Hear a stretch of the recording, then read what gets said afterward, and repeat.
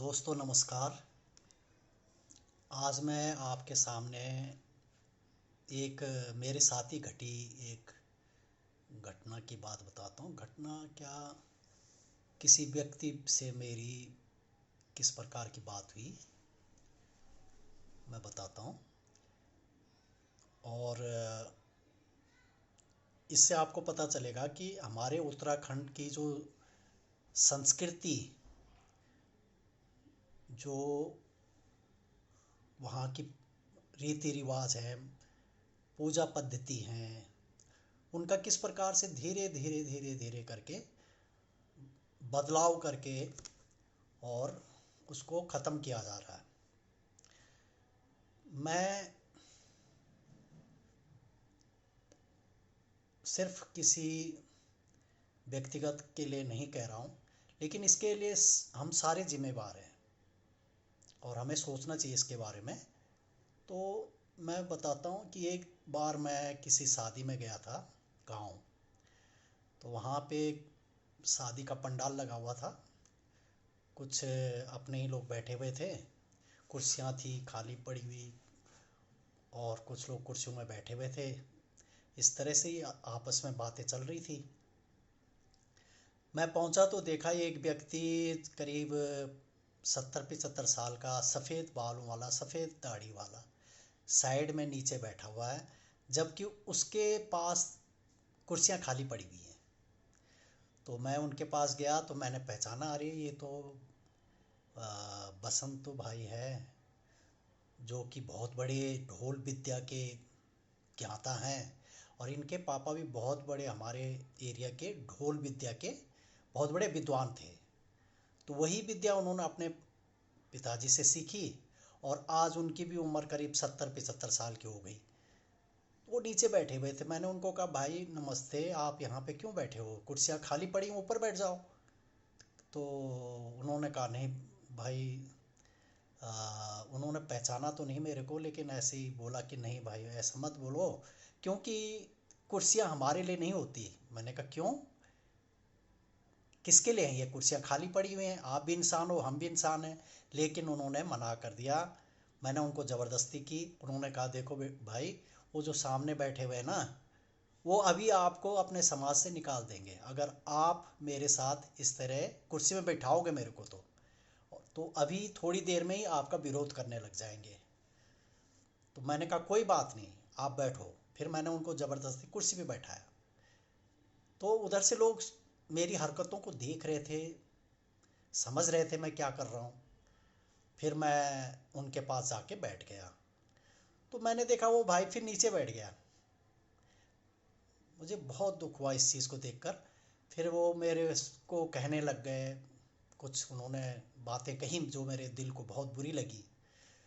तो मैं यही कहना चाह रहा हूँ कि आज हमारे जो ये ढोल विद्या है, ढोल दमाऊं, जो हमारे उत्तराखंड की एक संस्कृति का बहुत बड़ा वाद्य यंत्र है, और हमने इस विद्या के बारे में बहुत कुछ सुना है, लेकिन आज धीरे धीरे विलुप्त होती जा रही है।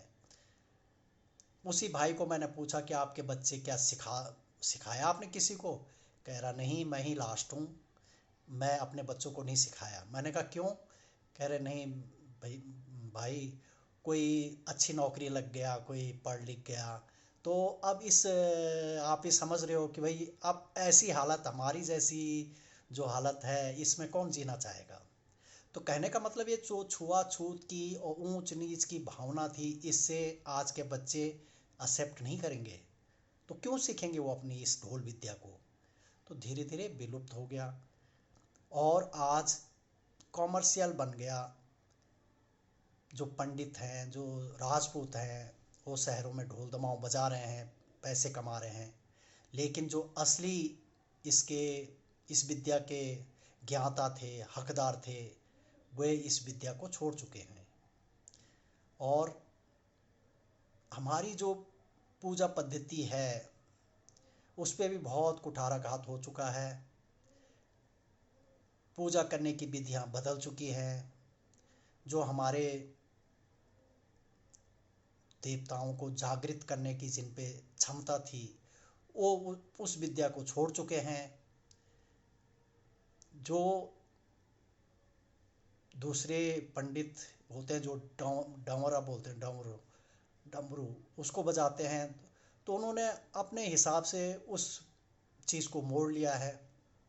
देखिए, हम उसी पंडित की बहुत इज्जत खातिर करते हैं, सबसे पहले खाना उसको खिलाना, सबसे अच्छे आसन पे बैठाना, उनके लिए हर व्यवस्था को तत्पर रखना। लेकिन वही विद्या जो एक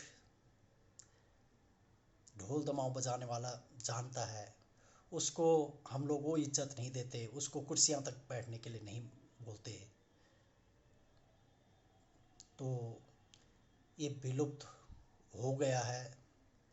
इसको अब अगर आपने बचाना है तो कृपया गांव में जाइए, इनकी इज्जत कीजिए, इस विद्या को बनाए रखिए और उनको वही सम्मान दें जो हम एक पंडित को, डमर थकुला बजाने वाले को देते हैं, वही सम्मान उनको भी दें। तो फिर यह विद्या फिर बचेगी। हमारे देवी देवताओं के जो जागृति, हमारे देवी देवताओं को जागृत करने के लिए उनके पास विद्या है, वो बची रहेगी। हमारी उत्तराखंड की एक जो संस्कृति है उसको बचाने में ये ढोल दमाऊ का बहुत बड़ा रोल है। इसको बचाइए। यही शब्दों के साथ मैं आपसे प्रार्थना करता हूँ कि आप आज से ही इस छुआछूत की बीमारी से अपने प्रदेश को बचाएंगे और एक लुप्त होती संस्कृति को फिर से लाएंगे, बचाने की पूरी कोशिश करेंगे। धन्यवाद, नमस्कार।